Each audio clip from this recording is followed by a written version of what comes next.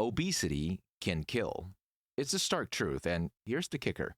8 out of the top 10 causes of death are linked to obesity.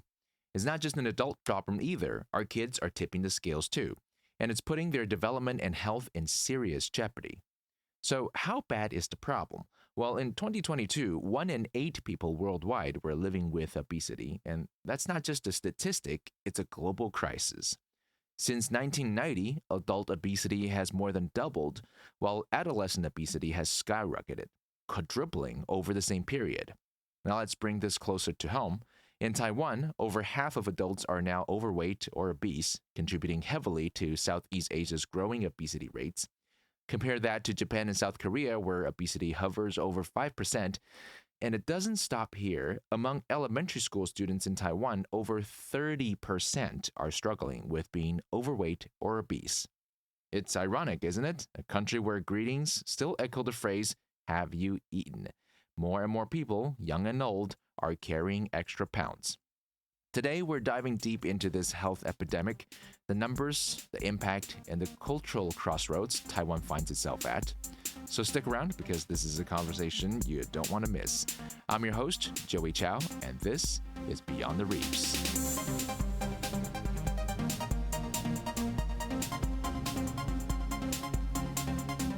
Hi, you're listening to Beyond the Reefs, a show produced by Radio Taiwan International. Here we talk about socio-economic issues that are faced by Taiwan and their broader impact around the world, beyond the reefs of this island nation. Recently, a new social media trend has emerged, challenging traditional instant noodle preparation by adding a chocolate bar into the mix. Nutritionist warns that the combination can have around 700 calories and containing an unhealthy proportion of carbohydrates, fats, and unrefined sugars. Frequent consumption could potentially increase risk of obesity and cardiovascular diseases. Today, we'll be speaking with 2 guests, a nutritionist and a fitness coach, to find out what they think of these trends and exactly how to correct Taiwan's obesity and health problem. Let's first ask them to introduce themselves. So my name is Cindy. I am the founder of Balance Wellness Studio, also a US registered dietitian promoting the concept of intuitive eating and health at every size. I graduated from Columbia University with a degree of nutrition education. So my name is Edith. I being a fitness instructor and health coach for 8 years in Taipei City, personal one-on-one kind of health coach. Mostly people who are in the work field or they have like retired. I think people at that age are more, they will actually want to learn more about themselves and health in general. Where I think people in their like early 20s, they really are more focusing on like, different aspect of life. When I was in my 20s, like I really didn't think much about health. Like I sleep whenever I feel like it or eat whatever I want. And I think the key is like if you live in the city, most people tend to be like fast paced or like they have their schedule very packed. And I think Taiwan has caught up with their like awareness of fitness, but not so much on health in general, like dieting or like holistic health. I think there's still a gap. Okay, so the obvious question for Cindy and Edith is, what is quote-unquote obesity, and how did it become a problem here in Taiwan or in Asia? Right. I like how you use quote unquote obesity because I don't really like the word obesity. And the reason is really simple. It's about categorizing and labeling people as overweight or obese by just using BMI number, right? And quite frankly, it's just useless. What's worse is that diet culture has made this quote unquote obesity like a disease, and that weight loss is kind of a treatment plan. So, for example, going on different diets or calculating your TDEE, things like that, to control how many calories you eat or you burn. But asking people to lose weight should not be a treatment plan. So, it's really not a plan. What we can do, is to help people change their dietary habits and lifestyle by bringing more awareness and mindfulness to what we eat, what our body needs and desires, and also how to enjoy food and our body, what our body wants, basically. But weight itself is not really a behavior that you can control or modify, even though diet culture has made us sound like we can. And every time if we don't, it's like we're lacking discipline or it's basically our fault, but it's really not. So I don't really, to answer your question, Taiwan, in terms of this obesity rate, the graph, it's not necessarily reflecting our overall health condition. And I will go into that further into that later on. But so focusing on weight is not really helpful. In fact, it's causing more harm than help.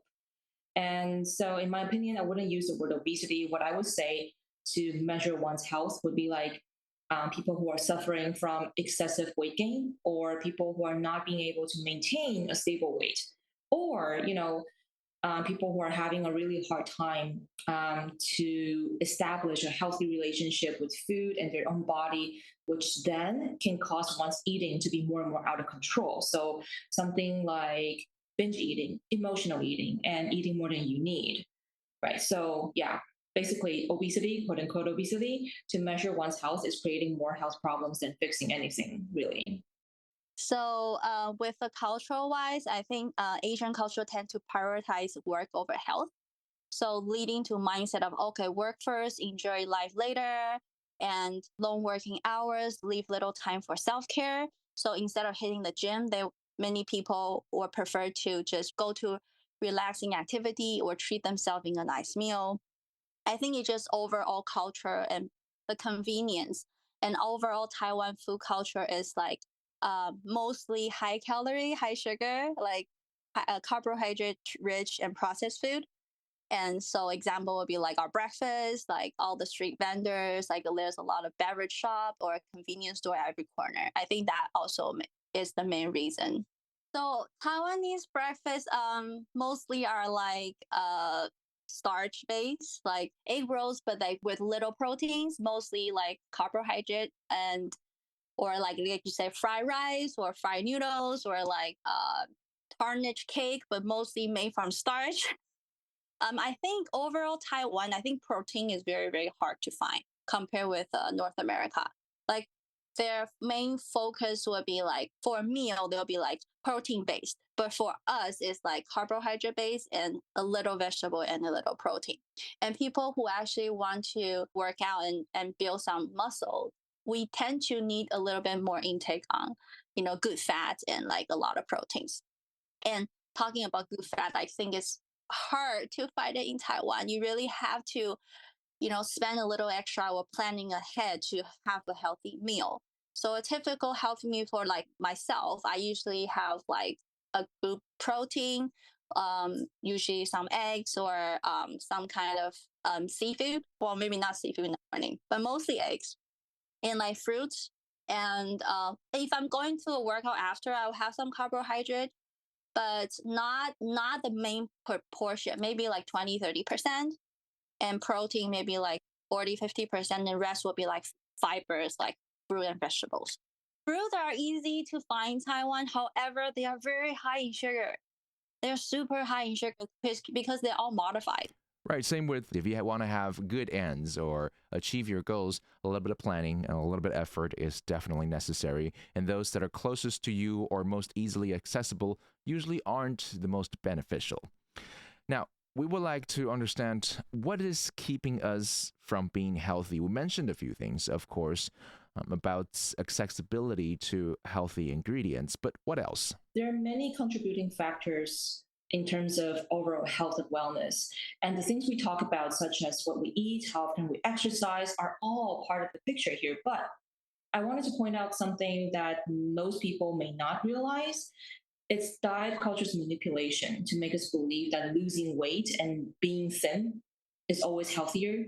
This will cause more problems of why people keep trying to go on different diets and then, the weight cycling effects and the more effort that you spend on losing weight will then lead you to gaining all the weight back and even extra weight, something like that. What we can see more and more, right? People chasing after the societal beauty trends, the trendy diets, weight loss pills, products, and even now, Ozempic. right? This shows that people are neglecting their body's needs and wants, but only focusing on weight numbers, calorie numbers, BMI, body fat, and etc. If you look at the so-called rising of obesity, this graph, you can also see and even feel that people in Taiwan are becoming more and more fearful and anxious around food, worried about what we eat, trying to avoid carbs, fat, substituting, rice to cauliflower rice, restricting themselves from eating at certain hours or certain food groups.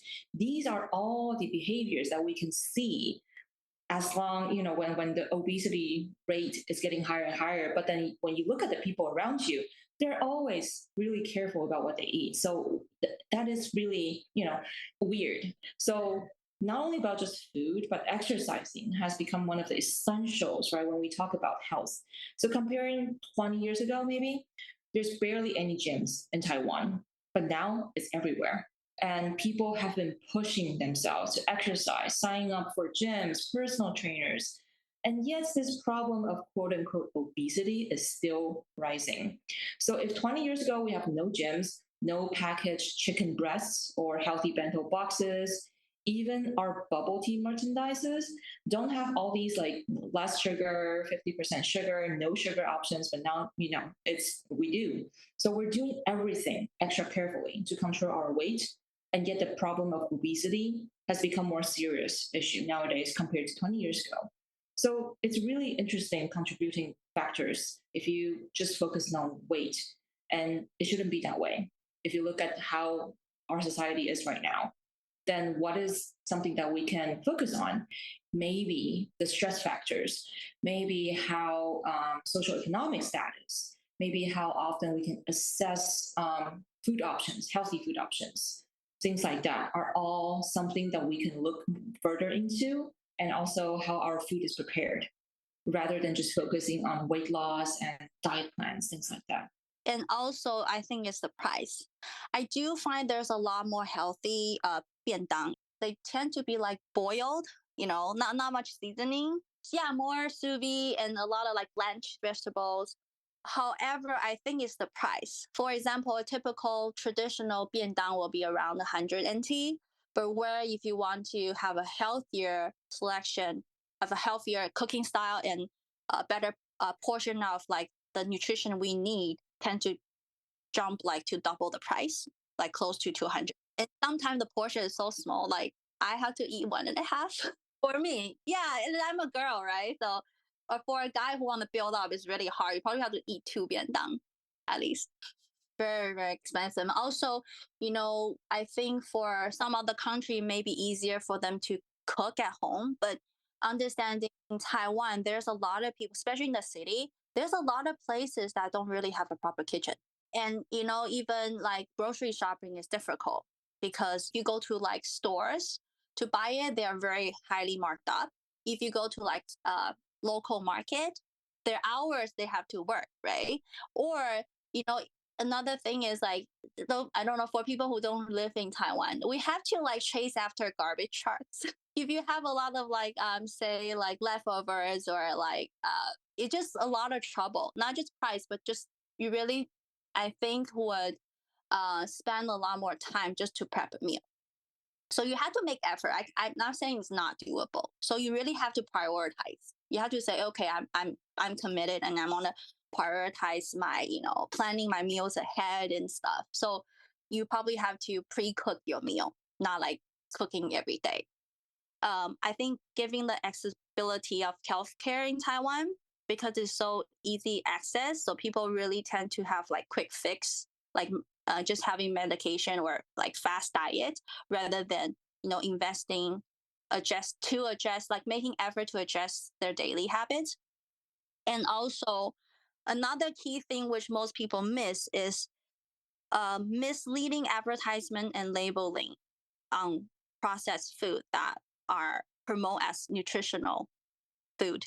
Yeah, like a common most people will know cereal like, oh, high in fiber, good for breakfast, but everyone knows it's made of purely sugar.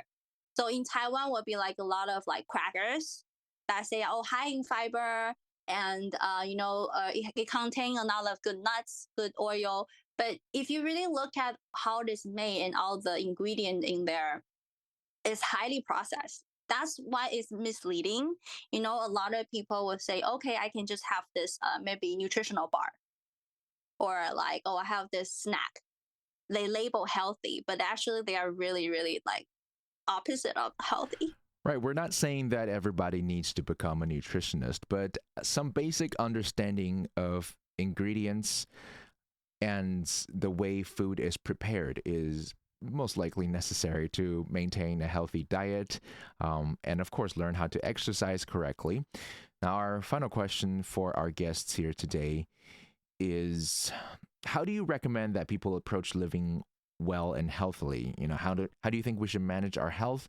And is there a difference between living well and living fit? I think living fit is more focused on physical fitness and just having regular exercise, while living well, I think, encompasses of holistic approach and health in general, like mental, emotional, and social well-being. So I think you really, like I mentioned, you really have to prioritize like what's more important to you, like and so therefore you gotta know that you need to have a balanced nutrition, regular physical activity, and also a stress management, quality sleep, and positive social connection. I think those all play a very crucial roles to having an overall health. Environmental can play a crucial role, like say when you enroll in a group class or be involved in the fitness community, or making health goals with your friends. I think they all can be very positive, motivation and impact through your health journey. And also shifting your mindset and recognizing health is a lifelong time commitment is very, very important. So because of when you are committed, you know that this is you will be more willing to do more research and embracing trial and error, so you'll make more progress. Lastly, you really need to take your time. The key is to implement small sustainable changes gradually to form like real lasting habits. So that way you can really have a long lasting lifetime of like health and quality life. Well, I think most people want to like see fast results, but it's like investment, like, good investment really take time, like health too. Like you really need to invest in yourself like a day at a time. And it sounds quite simple. Really, what we can do to learn is to respect and really listen, tune in to our body signals. When it comes to self care, have more self compassion instead of criticism or self blame, right? Every time when we fail a diet, we blame ourselves or we get stricter about our food options. So instead of that, go to learn to enjoy food guilt free, because guilt is not an ingredient, even though diet culture make it so. And don't let diet culture bully you or fool you around. Bring more awareness and mindfulness to what you eat is not just about what people may understand like, oh, chew 20 30 times.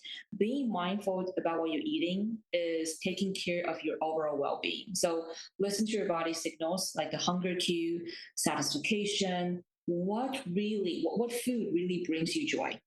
And when you can savor the food without guiltiness and eat for self-care, all these things can help you practice to get that innate capability to choose the food options and the food portions that you really need. So I guess that's not really about managing, but like more of tuning inward rather than outside all these rules, the diets that keep changing. Does that work? And does it fit into my daily life? So think about that. So more of the inward, how you decide your own health rules and your diet behaviors rather than just following all these rules that keep changing. And that concludes our conversation today with Edith and Cindy about how to live well, live healthily. And of course, it's a combination of what is on the physical side, exercises, good diet, as well as what is on the mental side, good attitude, positive outlook in life, and how you treat nutrition, as well as your body weight and shape. I'm Joey, and this is Beyond the Reefs.